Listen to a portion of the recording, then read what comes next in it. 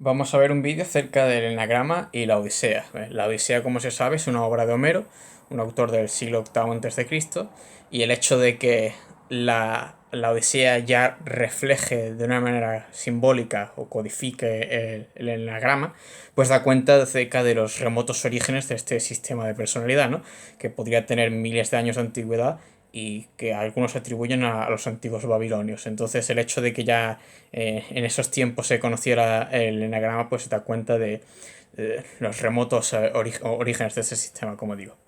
Entonces, lo primero que vamos a comentar es acerca del el sentido del viaje. Entonces, el enagrama normalmente se ordena de 9, 1, 2 en este sentido. Sin embargo, el viaje que hace Ulises va en el sentido contrario, va 9, 8, 7, 6, va, es decir, va en el sentido opuesto de las agujas del reloj. ¿Por qué hace esto? En mi opinión, porque representa un viaje de regreso, ¿no? Entonces, el parte de la guerra de Troya, entonces está en Troya y desea regresar a su tierra, Ítaca. Entonces, como es un viaje de regreso, esa es mi teoría de por qué el orden que ejemplifica la Odisea no es el orden tradicional en el enagrama de 0, 1, 2, 3, sino el sentido contrario, ¿no? 9, 8, porque está dando cuenta de un retorno, ¿no? Entonces ya empezando con los distintos enatipos, vamos a ver cómo en cada punto pues se detecta, se percibe la pasión o la fijación del correspondiente enatipo. Empezamos por el 9, ¿no? Entonces el 9 es la tierra de los glotófagos, que etimológicamente quiere decir los comedores de opio, ¿no? Como los fumadores de opio de la China del siglo XIX, ¿no? Entonces el loto es un narcotizante que lo que hace es que unos, como el halcón, se tienda a olvidar de sus problemas, ¿no? Entonces esto da cuenta de la fijación del enatipo 9, que es la indolencia, ¿no? El olvido de uno mismo. Pero también da cuenta del mecanismo de defensa del enatipo 9, que es la narcotización, perfectamente caracterizado. Entonces cuando Ulises y sus compañeros están en la tierra de los autófagos, se olvidan de su itinerario, se olvidan de su patria, se olvidan de que tienen que seguir con su proyecto de regreso. Entonces esto da cuenta también de la lascivia, ¿no? La pereza en el actuar y también esa falta de motivación, que sería la flecha con el 3 que está caracterizando este punto. Entonces, perfectamente caracterizado y el mecanismo de narcotización del 9. Luego tenemos el 8 que son los cíclopes, y aquí tenemos a Polifemo, que es un enatipo 8 en mi opinión sexual. Vive en una cueva, entonces podría ser la flecha con el enatipo 5. Y como es un cíclope, posee un solo ojo. Entonces, ¿esto qué quiere decir? Mi opinión no es arbitrario, sino que de nuevo es una metáfora. Está codificando, representando la visión parcial que tienen los enatipos 8 del mundo. Es decir, esto es blanco-negro, este es amigo-enemigo. Entonces, cuando se tiene un solo ojo es como decir una visión que solamente puede ver un lado de la cuestión y no puede representar más facetas de un asunto, ¿no? Una visión mucho más limitada, como tienden a hacer los ocho, es de yo te coloco aquí en mis enemigos y yo te coloco en mis amigos, pero los ocho no tienden a establecer una zona de grises, ¿no? Entonces todo como blanco y negro. Entonces esto en mi opinión es lo que quiere decir que sean cíclopes con un solo ojo. Luego también, ¿cómo le vence Ulises? Ulises, que es muy astuto, le vence porque se da cuenta de cuál es el pecado que tiene, la lujuria. Lo vence por la lujuria.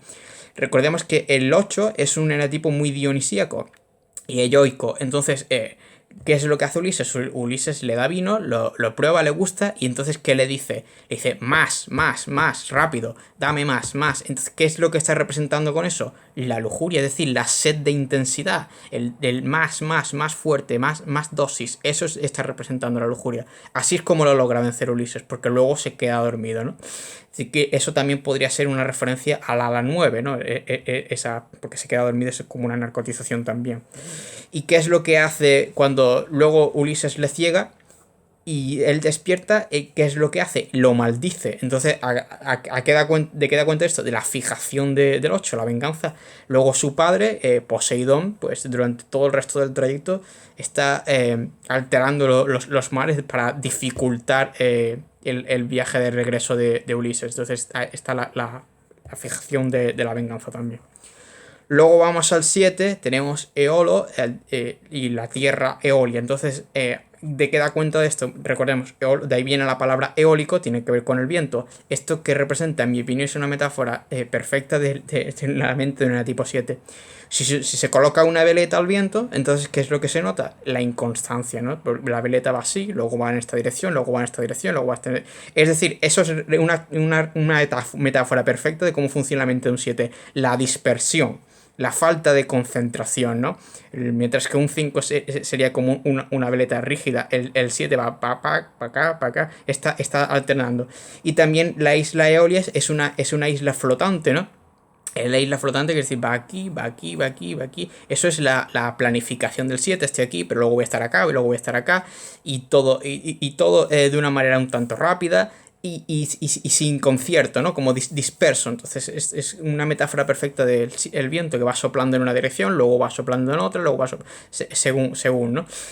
Y luego vamos al enatipo 6, tenemos la tierra de los estigonios, que esto en mi opinión sería 6 contrafóbicos, 6 sexuales, porque estos, ¿qué es lo que hacen?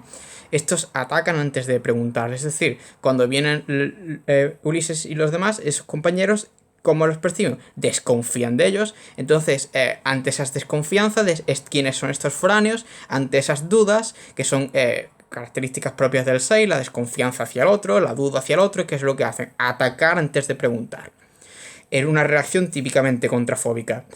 Y que más vemos hasta aquí es que siempre es de día allí. Entonces, ¿qué da cuenta eso? En mi opinión es la pasión del miedo. ¿Por qué? Porque la noche que representa la oscuridad y sus peligros.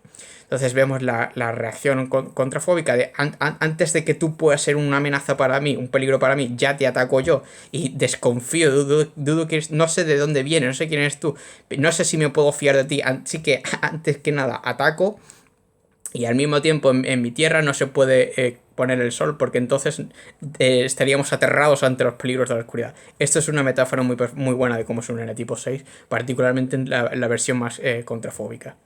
Luego tendríamos a Circe, que es una diosa hechicera, y esta en mi opinión también sería un subtipo sexual. Entonces, eso de que sea una hechicera solitaria, aislada, entonces estaba dando cuenta de la fijación del enetipo 5, el aislamiento, ¿no?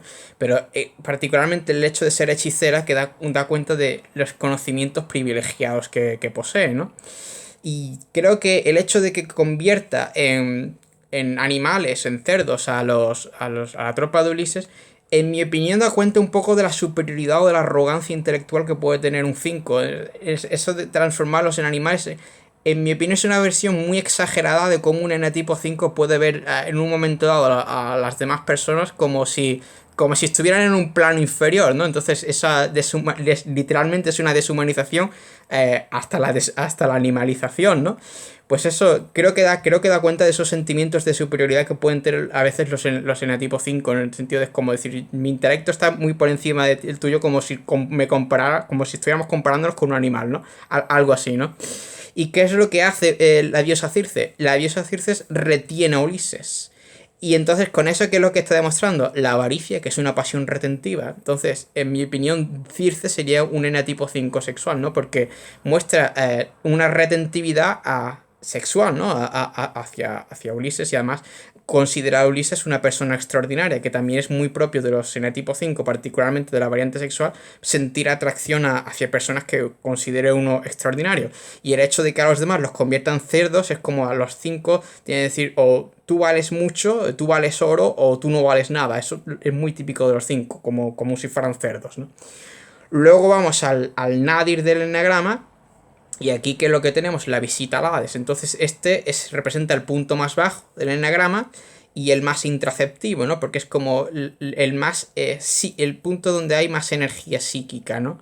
Y es un punto que no está definido, ¿no? Porque estamos en el Hades, entonces eso da cuenta de que en el enagrama tenemos un vacío entre el 5 y el 4, un espacio vacío, entonces eso de que no sea un punto que esté claramente definido, pues da cuenta de que allí es donde reposan los espíritus de los muertos, vagando de una manera que no tiene una existencia real, es decir, no tiene una existencia definida.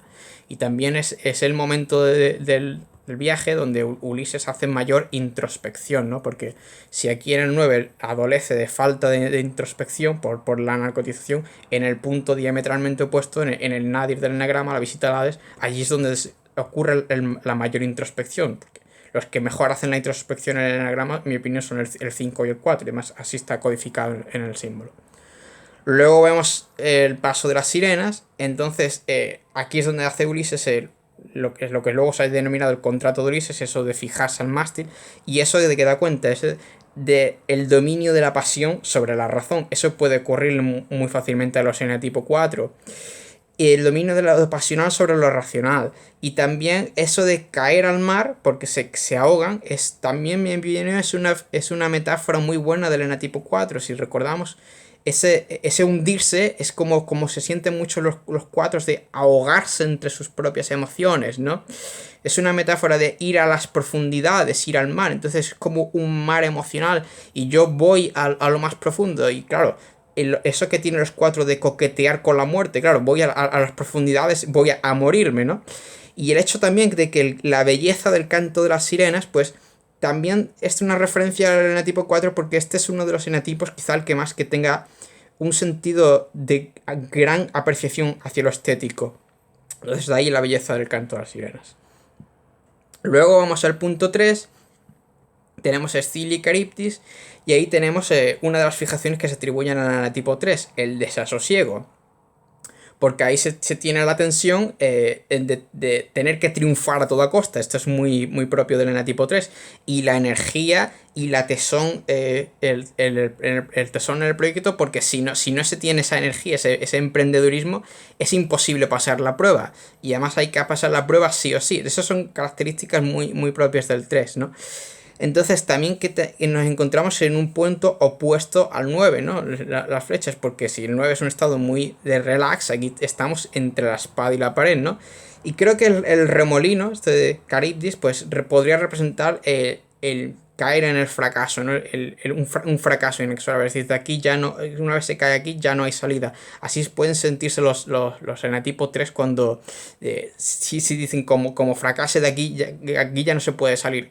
Y creo que eso de decir, donde todo el mundo aquí ha fallado en esta prueba, yo voy a triunfar, me parece que también está un poco demostrando la pasión de la vanidad, ¿no? Creo que hace falta ser un poco vanidoso para decir, en esta prueba que todo el mundo falla y yo voy a pasar. Pero claro, para pasar necesito demostrar una gran constancia en el esfuerzo. Esas son características propias del 3 y no relajarme ni en un momento, ¿no?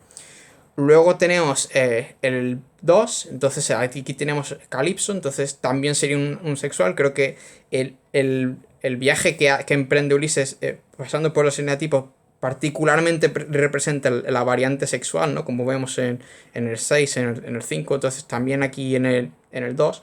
¿Y qué es lo que hace la diosa Calipso? Le ofrece la inmortalidad a Ulises y además le ofrece un amor eterno, imperecedero. ¿Qué es lo que estamos demostrando aquí? La falsa abundancia, ¿no? La fijación del enatipo 2. Yo te doy la inmortalidad, es decir, la mayor cornucopia y mayor abundancia que esa ya no se puede imaginar, ¿no? Y también esa actitud dadivosa y particularmente del su tipo sexual, porque se le ofrece a él como en tanto que pareja o amante, ¿no? Y finalmente pues tenemos a los feocios, que estos son un pueblo de modales muy exquisitos, muy refinados, de una conducta también muy moral. Y vemos aquí también como ellos son famosos porque son los que construyen las mejores embarcaciones, ¿no? De hecho, son los que le prestan la embarcación ya para que finalmente regrese a Ítaca. Entonces, ahí que veríamos la fijación del uno, el perfeccionismo, ¿no? Eso de ser los mejores para hacer embarcaciones. Entonces, con esto vemos una panorámica de, en mi opinión, como la Odisea está codificando realmente de manera simbólica las energías de los distintos enatipos, incluso muchas veces sus pasiones y sus fijaciones o mecanismos de defensa.